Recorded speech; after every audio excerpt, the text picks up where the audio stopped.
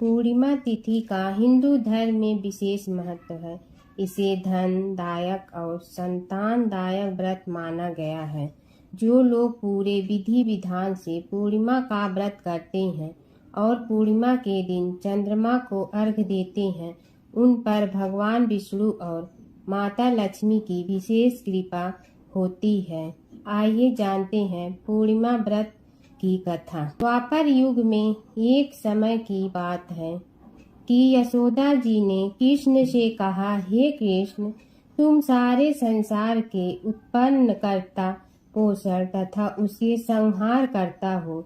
आज कोई ऐसा व्रत मुझसे कहो जिसके करने से मृतलोक में स्त्रियां को विधवा होने का भय न रहे तथा यह व्रत सभी मनुष्यों की मनोकामना पूर्ण करने वाला हो।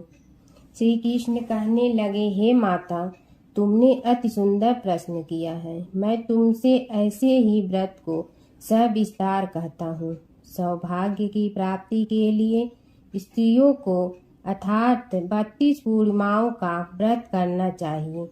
इस व्रत को करने से स्त्रियों को सौभाग्य संपत्ति मिलती है।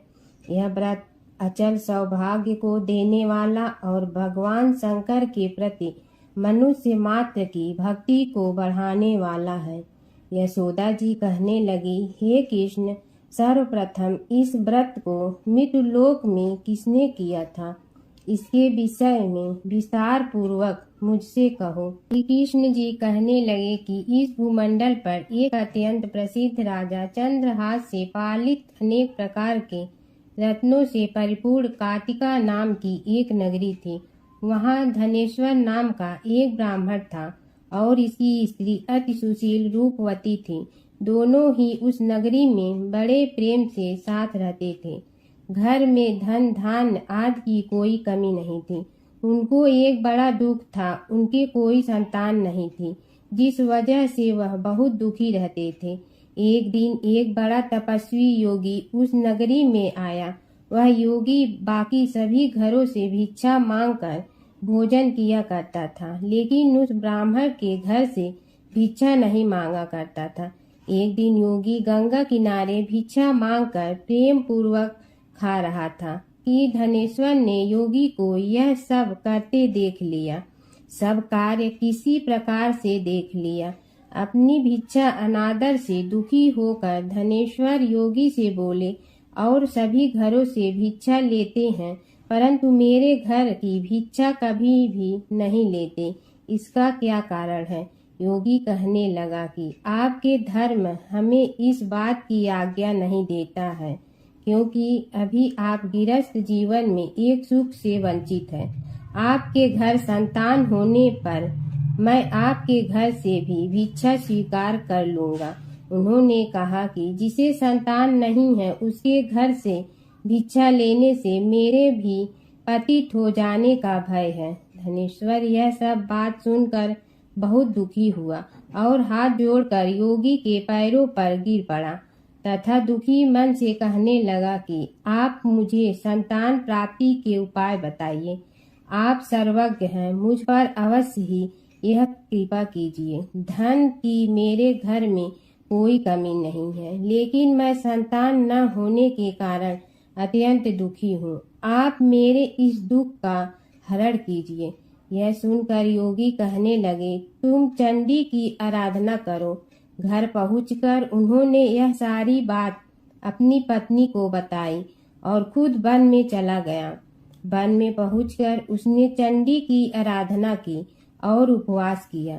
चंडी ने 16 दिन उसको सपने में दर्शन दिए और कहा कि हे धनेश्वर, जा तेरे पुत्र होगा, लेकिन उसकी आयु सिर्फ 16 वर्ष होगी। 16 वर्ष की आयु में ही उसकी मृत्यु हो जाएगी। अगर तुम दोनों स्त्री और पुरुष 32 पूर्णिमाओं को व्रत करोगे तो यह दीर्घायु हो जाएगा। जितनी तुम्हारी सामर्थ्य हो उतने आंचे के दिए जलाकर शिव जी का पूजन करना, लेकिन पूर्णमासी 32 ही होनी चाहिए। सुबह होती ही तुम्हें इस स्थान के पास एक आम का पेड़ दिखाई देगा।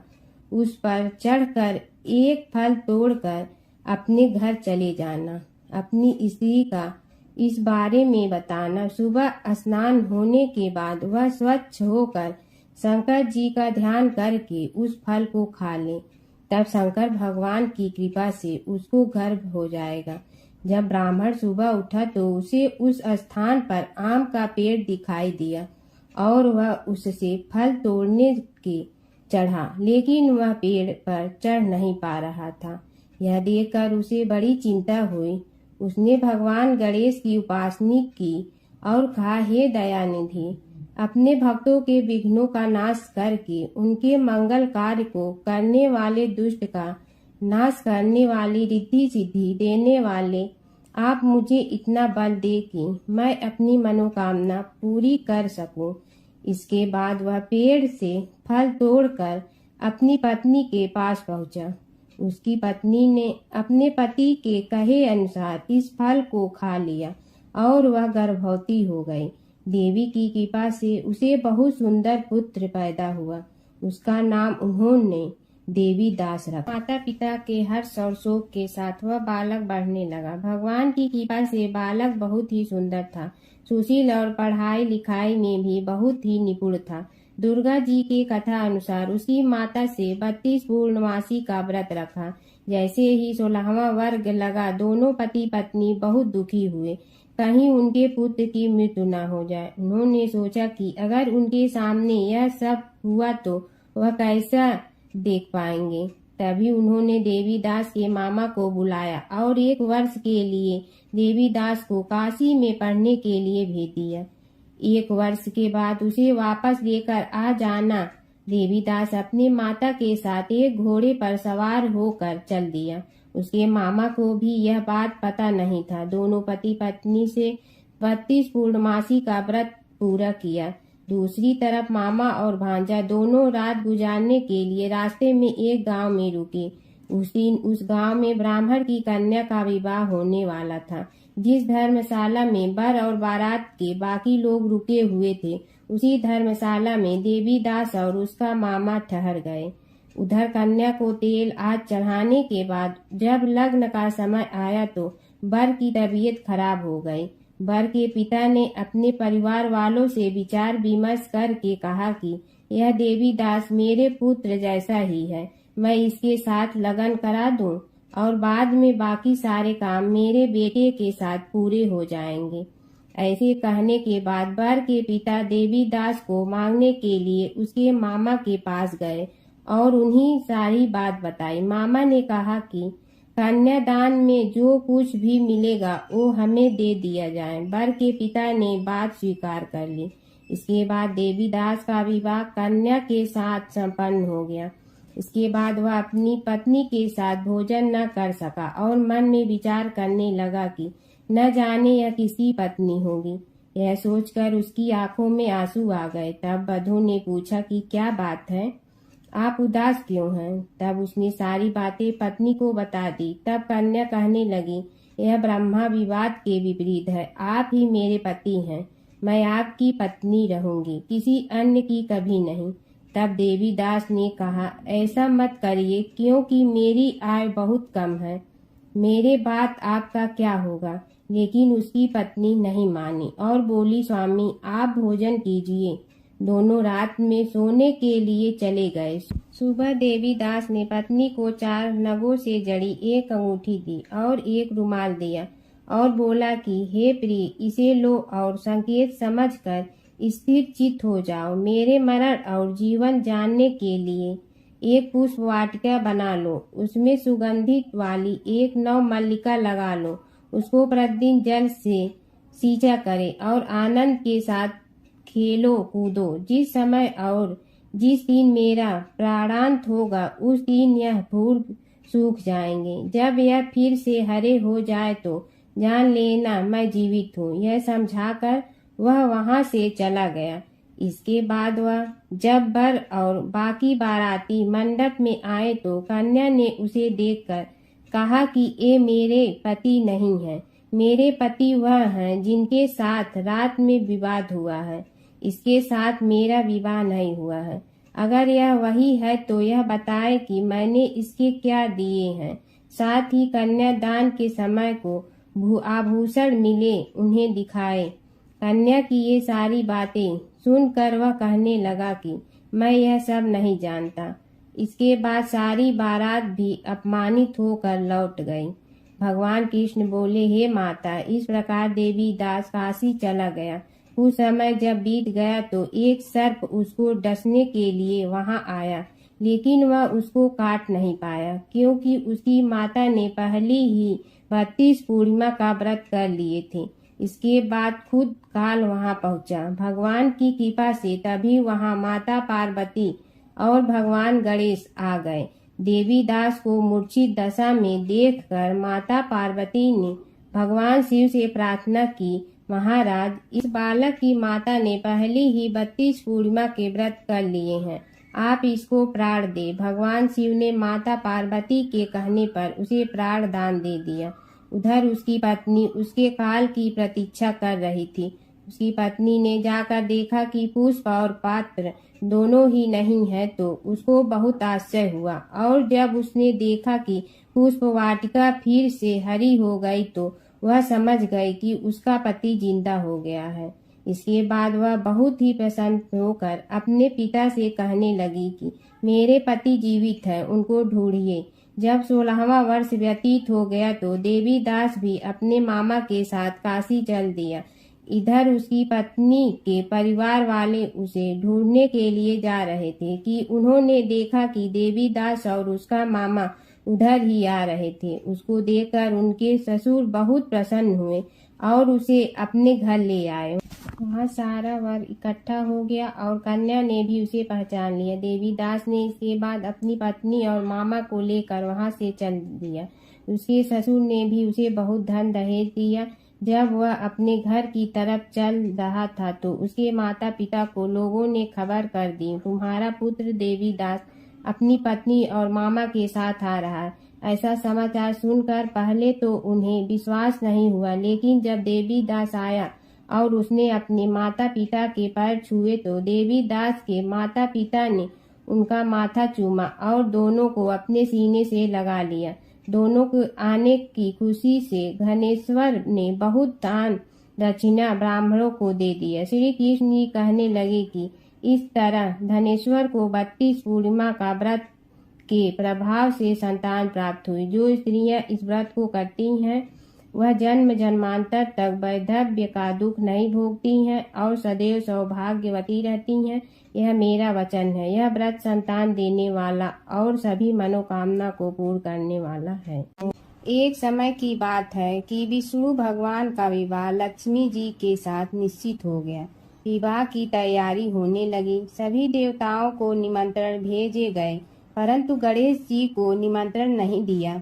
कारण जो भी रहा हो, अब भगवान विष्णु की बारात जाने का समय आ गया। सभी देवता अपनी पत्नियों के साथ विवाह समारोह में आए। उन सब ने देखा कि गणेश जी कहीं दिखाई नहीं दे रहे हैं।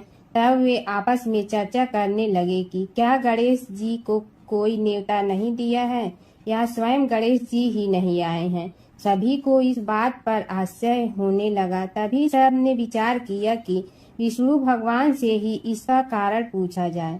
विष्णु भगवान से पूछने पर उन्होंने कहा कि हमने गणेश जी के पिता भोलेनाथ महादेव को न्योता भेजा है। यदि गणेश जी अपने पिता के साथ आना चाहते हैं तो आ जाते। अलग से न्योता देने की कोई आवश्यकता भी नहीं थी। दूसरी बात यह है कि उनको 1.25 मन मूंग, 1.25 मन चावल, 1.25 मन घी और 1.25 मन लड्डू का भोजन दिन भर में चाहिए। यदि गणेश जी नहीं आएंगे तो कोई बात नहीं। दूसरे के घर जाकर इतना सारा खाना पीना अच्छा भी नहीं लगता। इतनी वार्ता कर ही रहे थे कि किसी एक ने सुझाव दिया, यदि गणेश जी आ भी जाए तो उनके द्वारपाल बनाकर बैठा देंगे कि आप घर की याद रखना।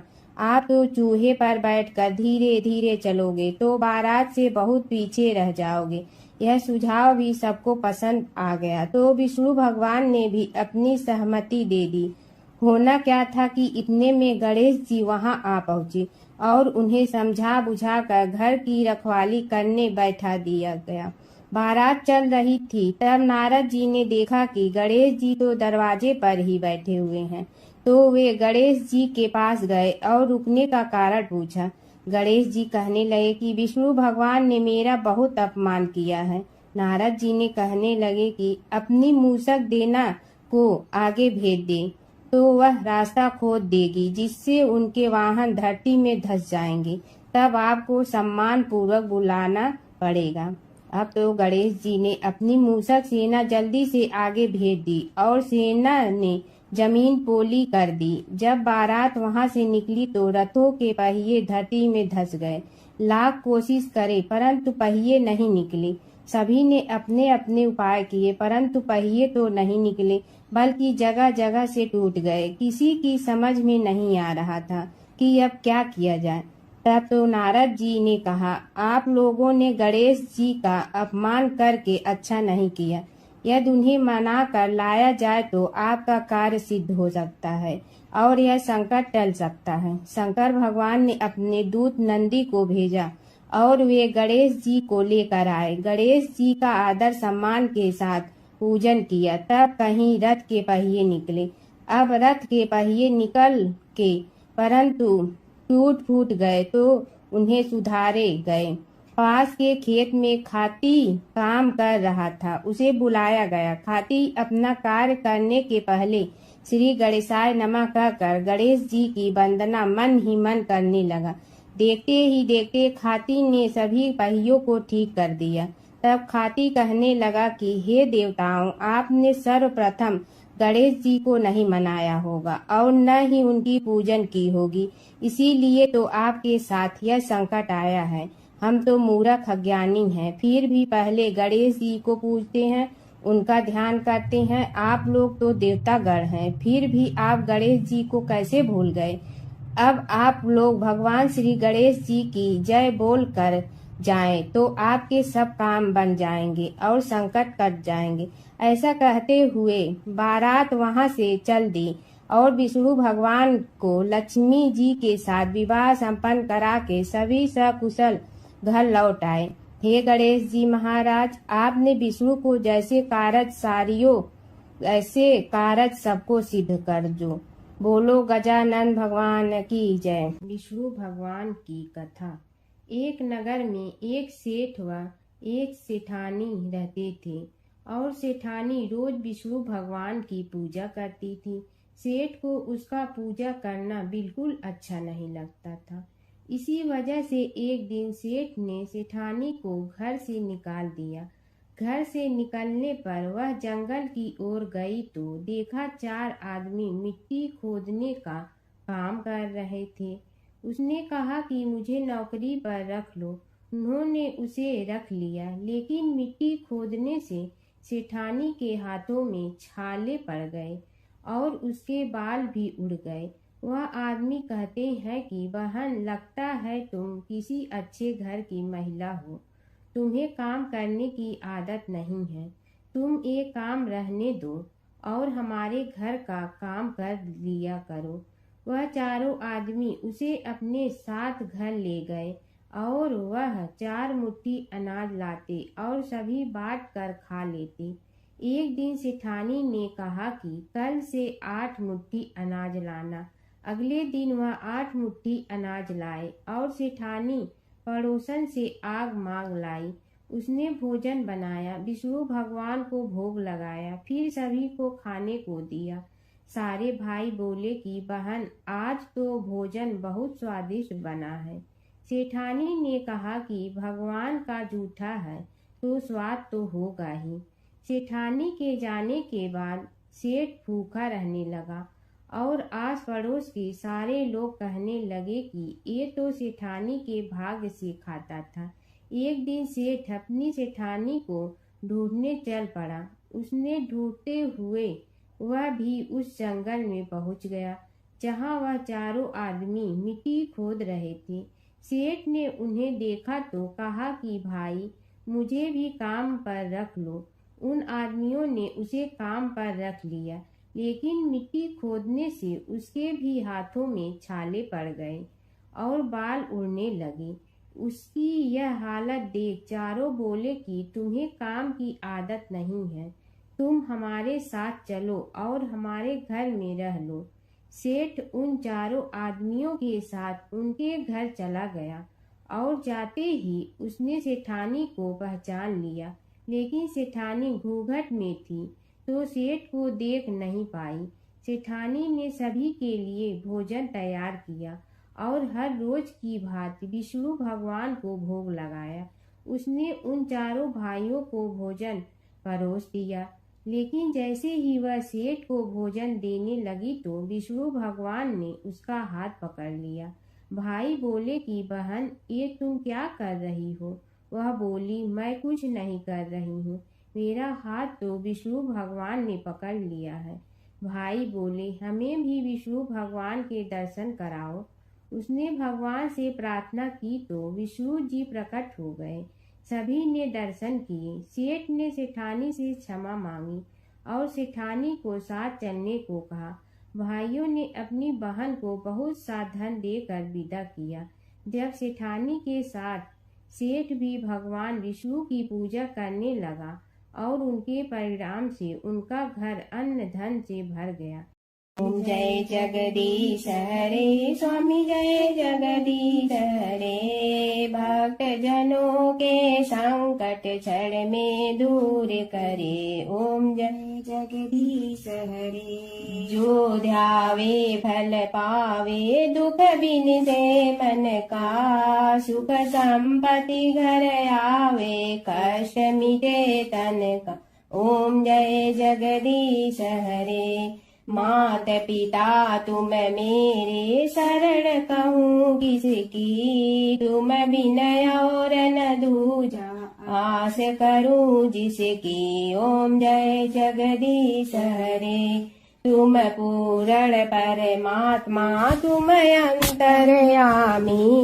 पार ब्रह्म परमेश्वर, तुम सबके स्वामी। ओम जय जगदीश हरे। तुम बिंदा के सागर, तुम पालन करता। मैं मूर्ख कल काम, कृपा करो भरता। ओम जय जगदीश हरे। तुम हो ये कय गोचर, सबके प्राणपति। किस विधि मिलूं दया में, तुमको मैं कुमति। ओम जय जगदीश हरे। दीन बंधु दुख हरता, तुम रक्षक मेरे। अपने हाथ उठाओ, द्वार पड़ा तेरे। ओम जय जगदीश हरे। विषय विकार मिटा, पाप हरो देवा। श्रद्धा भक्ति बढ़ाओ, संतन की सेवा। ओम जय जगदीश हरे। तन मन धन सब तेरा, स्वामी सब कुछ है तेरा। तेरा तुझको अर्पण क्या लागे मेरा। ओम जय जगदीश हरे। जय जगदीश हरे, स्वामी जय जगदीश हरे। भक्त जनों के संकट क्षण में दूर करे। ओम जय जगदीश हरे, स्वामी जय जगदीश हरे।